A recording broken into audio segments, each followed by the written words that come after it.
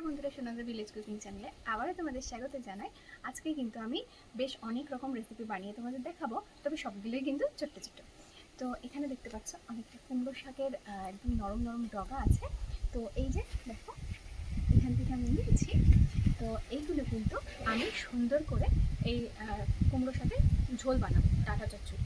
আর তার সঙ্গে থাকবে আমি রান্নাঘরে বাটা মাছ কেটে ধুয়ে রেখে দিয়েছি। তোমরা যদি ফিশ কাটিং ভিডিও দেখতে চাও তাহলে অবশ্যই কিন্তু আমাকে কমেন্টের মাধ্যমে জানাতে পারো, আমি অবশ্যই তাহলে ফিশ কাটিং ভিডিও দেখাবো। তো বাটা মাছ দিয়ে আলু দিয়ে খুব সুন্দর করে রসুন জিরে শুকনো লঙ্কা বাটায় ঝোল বানাবো, দারুণ লাগবে খেতে। আর তার সঙ্গে থাকবে মাছের ডিমের বড়া, খুব সুন্দর করে বানাবো। আর থাকবে আমের চাটনি। তো এতগুলো রেসিপি বানিয়ে কিন্তু দেখাবো। তোমরা কিন্তু একটা ভিডিওতে এতগুলো রান্না দেখতে পাবে। তো যারা যারা ইউটিউব থেকে দেখছো তারা কিন্তু অবশ্যই সাবস্ক্রাইব করে নিও, আর যারা ফেসবুক থেকে দেখছো অবশ্যই কিন্তু ফলো করে নিও। তো বন্ধুরা, ভিডিওটা দেখো, দেখার পর যদি ভালো লাগে থাকে অবশ্যই একটা লাইক করে দিও, ভিডিওটি শেয়ার করে দিও। তো বেশি দেরি করবো না, চলো রান্না করে যাই। তো প্রথমেই মাছের ডিমের মধ্যে আমি নিয়ে নিচ্ছি বেসন। মাছের ডিমটা কিন্তু খুব ভালো করে ধুয়ে নিয়েছি। এখন আমি দিয়ে দিচ্ছি চালের গুঁড়ো, দিয়ে দেবো পেঁয়াজ কুচি। আমি আজকে কোনো রকম ঝাল ছাড়াই মাছের ডিমের চপটা বানাবো, তোমরা চাইলে দিতেও পারো, নাও দিতে পারো। এখন দিয়ে দিচ্ছি হলুদ গুঁড়ো, তবে খুব সামান্য পরিমাণ।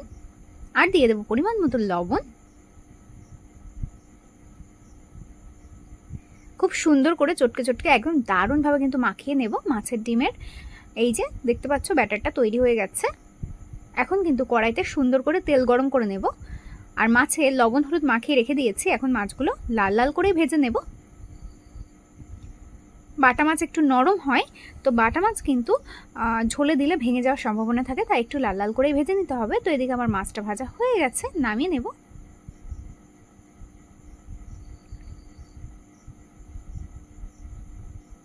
আর আলুতেও বাটা মাছে দেওয়ার জন্য আলুগুলো এরকমভাবে কেটে নিয়েছি, আলুতে কিন্তু লবণ হলুদ মাখিয়ে নিয়েছি। আলুগুলো একটু লাল লাল করে ভেজে তুলব। তো এদিকে আমার আলু ভাজাও হয়ে গেছে, নামিয়ে নিচ্ছি।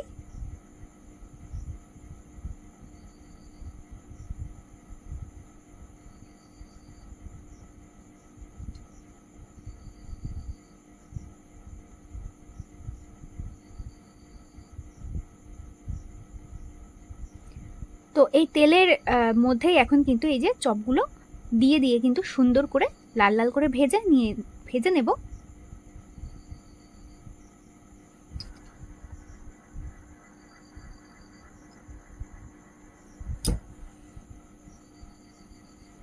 একবারে কিন্তু সব চপগুলো ভাজা হয়ে যাবে। আর এটা কিন্তু আমার খেতে খুবই ভালো লাগে, মাছের ডিমের চপ।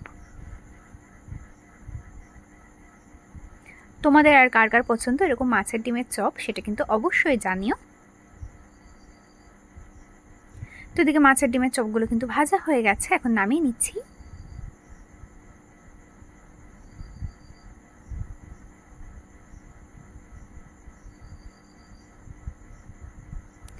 তো এই তেলের মধ্যে দিয়ে দেব জিরে শুকনো লঙ্কা তেজপাতা। তো এই যে কুমড়ো ডাঁটার তরকারির জন্য আলুগুলো এরকম করে কেটে নিয়েছি এবং লবণ হলুদ মাখিয়ে নিয়েছি। হালকা করে একটু ভেজে নেব। তো এদিকে হালকা করে একটু ভেজে নিয়েছি। এর মধ্যে এখন দিয়ে দেব হলুদ গুঁড়ো আর লবণ। তো এই রেসিপিতে বেসিক্যালি কোনো মশলাই দেওয়া হবে না, এই লবণ আর হলুদ দিয়ে কিন্তু রান্নাটা হয়ে যাবে। আর খেতে কিন্তু এটা দুর্দান্ত হয়। তো এখন দিয়ে দেবো কেটে ধুয়ে রাখা কুমড়ো ডাঁটা।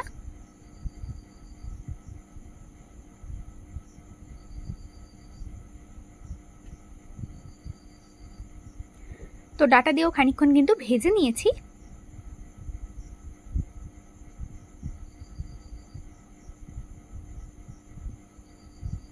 দিয়ে দেবো এখন পরিমাণ মতো জল।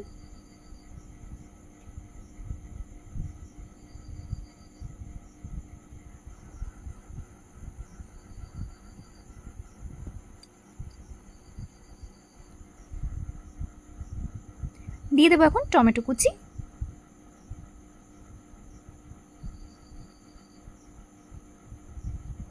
দিয়ে দেবো এখন কেটে ধুয়ে রাখা বেগুনগুলোকে এরকম করে কেটে নিয়েছি, আর চেরা কাঁচা লঙ্কা।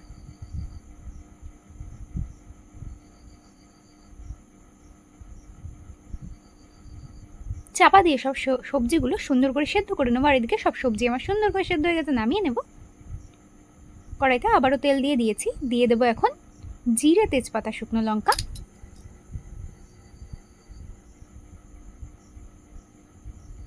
দিয়ে দিচ্ছি টমেটো কুচি,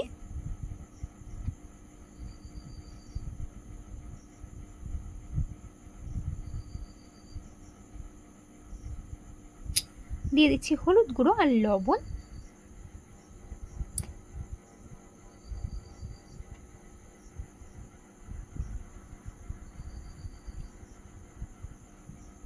মাছের ঝোলটা বানিয়ে নেব এবার।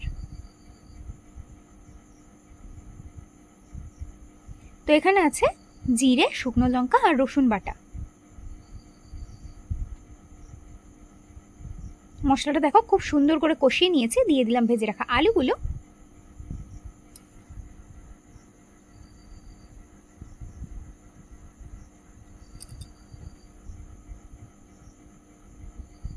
আলুগুলো দিয়ে একটু কষিয়ে নিচ্ছি। তো ভালো করে কষানো হয়ে গেছে, দিয়ে দেবো এখন পরিমাণ মতো জল, তবে খুব বেশি দেব না, অল্পই দেব, যেহেতু এতগুলো রেসিপি আজকে বানানো হচ্ছে তাই ঝোলটা একটু সবকটা মাখো মাখোই থাকবে।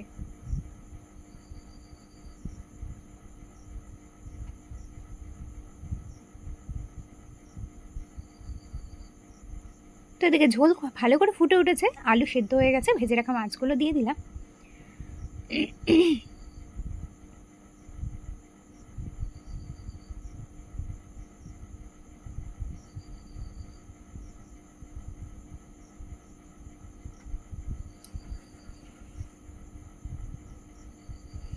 তো এদিকে মাছ দিয়েও খানিকক্ষণ ফুটিয়ে নিয়েছি, নামিয়ে নেব।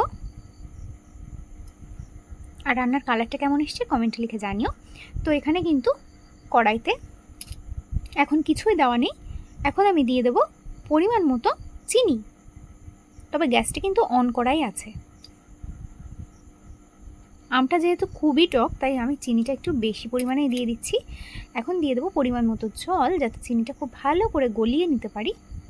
এখন অল্প দিলাম, খানিকক্ষণ পরে চিনি গলে গেলে আর একটু বেশি দিয়ে দেব। তো চিনি খুব ভালো করে গলে গেছে, এখন আমি দিয়ে দেবো কেটে ধুয়ে রাখা আমগুলো। আর আমের সাইজটা একটু বড় বড়ই রাখলাম, তবে কিন্তু এক একজনের পাতে এক এক পিস দিলে আর সামান্য একটুখানি চাটনির রস দিলে খেতে দারুণ লাগবে। তো চাপা দিয়ে দেবো যতক্ষণ না আমটা ট্রান্সপারেন্ট হয়েছে। এদিকে দেখতেই পাচ্ছ আমটা কিন্তু একেবারে ট্রান্সপারেন্ট হয়ে গেছে, আর চাটনিটা একদম পুরো জেলির মতো হয়ে গেছে। তো টাটা।